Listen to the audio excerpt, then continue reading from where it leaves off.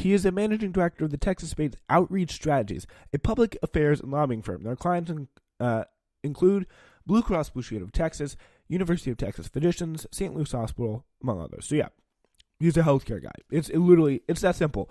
And in advocacy campaigns, there are grassroots, genuine, broad-based political action by real people and not employed in politics day to day, and grass tops, astroturfing, as we like to call it, to the practice of really trying to create a false impression of broad public support or outrage on an issue when there isn't any. Big, well-funded advocacy firms in D.C. on both Republican and Democratic sides for Republican and Democratic issues, they do that quite a lot.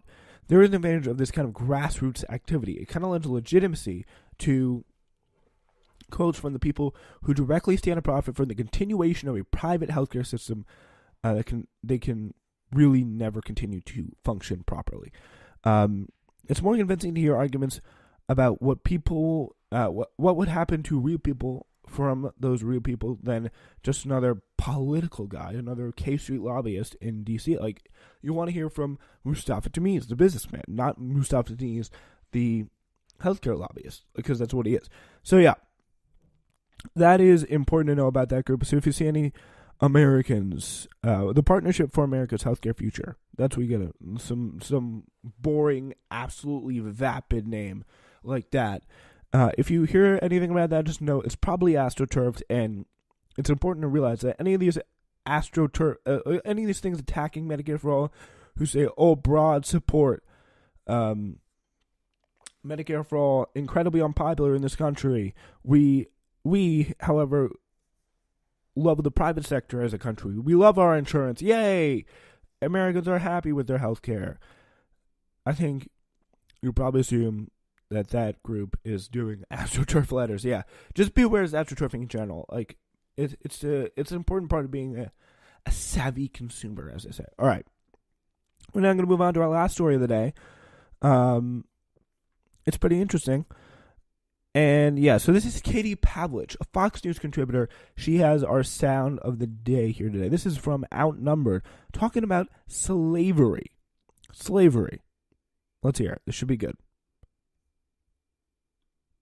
They keep blaming America for the sin of slavery, but the truth is, throughout human history, slavery has existed, and America came along as the first country to end it within 150 years. And we get no credit for that to move forward and try and make good on that. We did have a very bloody civil war over that and issue. We also and the remnants are a long time. The racial history, and the remnants of the Civil War, particularly blacks in the South. Correct. Yes. That was not an easy path. I mean, that was bloody and violent and deadly. And there were Native Americans here when we showed up. We're still. My point is that we were the country that decided to end it, and we're still dealing with the issue. But if you want to start a problem and to inflame racial tension even more, start blaming people who have nothing to do with slavery for the sin of slavery. That is not fair. That's not the American way, and we shouldn't be doing it.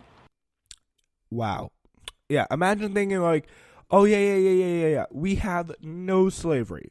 We completely ended slavery. Like, literally slavery, I mean, not here, obviously, but it's a big problem in Africa literally today. It's existed for hundreds of thousands of years before that. But, like, acting like America is a completely fine and harmonious country racially is ridiculous. Yeah.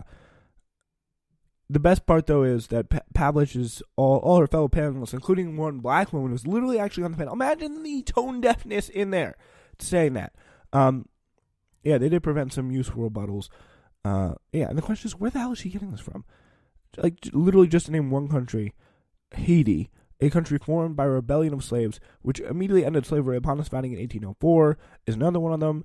Like, there's people, very many people, who ended slavery very quickly after they became independent countries. A lot of colonies, for example. Shocker, they ended slavery perpetrated by, I don't know, European countries in the United States. Shocker. I know. All right, we're back tomorrow. This is The Wake Up.